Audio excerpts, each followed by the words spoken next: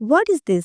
আরে এটা তো আমি জানি, এটা তো প্রোনাউন। এই ছোট ছোট জিনিসগুলো আমি আগে খুবই ইগনোর করতাম। এমনকি আমার মতো তোমরাও আছো যারা এই ছোট ছোট ব্যাপারগুলো ইগনোর করো, but it's a big mistake. কেউ কেউ বলবে হয়তো যে আমি এটিকে আগে থেকে মুখস্থ করে বলছি, নাকি সত্যিই আমি শিখে বলছি। এই ভিডিওর শেষে অলরেডি তোমরা দেখতে পাবে যে আমি কি সত্যিই মুখস্থ করে বলছি, নাকি আমি ইংরেজি শিখে বলছি। How I learn English using mobile. Actually I don't use any other apps or any paid course or any teacher. আমি এর আগে প্রোনাউন শিখেছি। তো সবার প্রথমে শুরু করি এই প্যারাগ্রাফের মধ্যে ঠিক কতগুলো প্রোনাউন আছে। রিয়েলি সরি, বাট আমি বলতে ভুলে গেছি।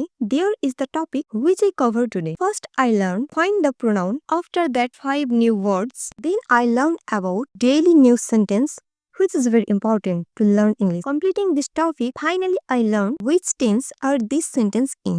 There is the paragraph and find the pronoun. A friend, একটি বন্ধু. My friends are wonderful. My, এটা হচ্ছে আমার।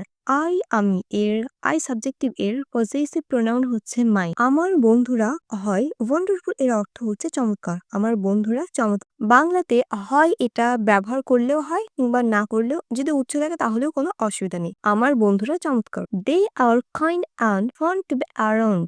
দে এটা হচ্ছে সাবজেক্টিভ প্রোনাউন, এর অর্থ হচ্ছে তারা। আর কাইন্ড এর অর্থ হচ্ছে দয়ালু অ্যান্ড এবং ফান টু বি অ্যারাউন্ড এবং আশেপাশে থাকাটা মজাদার। We like to play together. We এর অর্থ হচ্ছে আমরা, লাইক পছন্দ করি, টু প্লে খেলতে, এরকম একটু রিড পড়তে, টুগেদার একসঙ্গে, আমরা একসঙ্গে খেলতে পছন্দ করি। অ্যান্ড শেয়ার থিংস এবং জিনিস ভাগ করে নিই। এখানে যদি উই এর পর হ্যাভ টু হতো তাহলে পরে এর অর্থ হয়ে যেত আমাকে। উই হ্যাভ টু প্লে যদি থাকতো তাহলে তো আমাকে খেলতে হবে। My friends make me feel happy and safe. My, এখানেও মাই আছে। আমার বন্ধুরা আমাকে হ্যাপি মানে হচ্ছে খুশি, অ্যান্ড এবং সেফ নিরাপদ ফিল অনুভব করায়। মি এটা হচ্ছে আই এর অবজেক্টিভ প্রোনাউন, এর অর্থ হচ্ছে আমার। আই হচ্ছে সাবজেক্টিভ এবং আই এর অবজেক্টিভ হচ্ছে মি এবং আই এর পসেসিভ প্রোনাউন হচ্ছে মাই। দে আর গুড ফ্রেন্ড, তারা ভালো বন্ধু। And I like them very much. I এটা হচ্ছে সাবজেক্টিভ, এর অর্থ হচ্ছে আমি। লাইক পছন্দ করি। দেম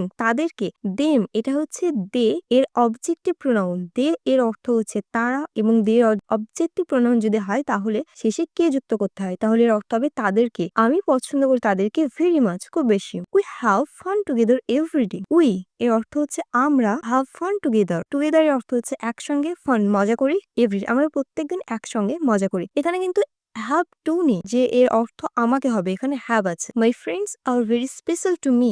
মাই আমার বন্ধুরা আমার কাছে খুবই বিশেষ। মি টু মি এটা হচ্ছে মি এর অর্থ হচ্ছে আমার, আই এর অবজেক্টিভ হচ্ছে মি। এখানে তাহলে টোটাল কতগুলো প্রোনাউন পেলাম? মাই, দে, উই, তারপরে মাই, মি, দে, আই, উই, মাই এবং মি। এখানে টোটাল আমি 11টা প্রোনাউন পেয়েছি। এখানে আমার এক নম্বর টপিক কমপ্লিট হয়ে গেছে। যখন আমি পড়তে বসি তখন আমি খাতার মধ্যে all points that come to my mind I write down, এবং যখন আমি মনে করি সব পয়েন্টস কভার করা হয়ে গেছে তখন দেখি যে কোনগুলো নতুন, আমি যেগুলো জানতাম, এমনকি কোনগুলো নতুন নয় যেগুলো আমি জানতাম না। যেমন এখানে আমি একটা নতুন ওয়ার্ড জানতে পারলাম যেটা হচ্ছে ওয়ান্ডারফুল, এর অর্থ হচ্ছে চমৎকার, এবং অ্যারাউন্ড এর অর্থ হচ্ছে আশেপাশে। Here I see word to word and try to speak it like a native speaker. যদিও এখন আমার উচ্চারণে অনেক ভুল হবে, but I am still trying. By speaking word to word you never deviate from your point. Second topic new words daily. Decision এর অর্থ হচ্ছে সিদ্ধান্ত। ইন্সপিরেশন এর অর্থ হচ্ছে অনুপ্রেরণা। নিড এর অর্থ হচ্ছে প্রয়োজন বা দরকার। ইনস্টিট এর মানে হচ্ছে জেদ করা। আর ক্যাচ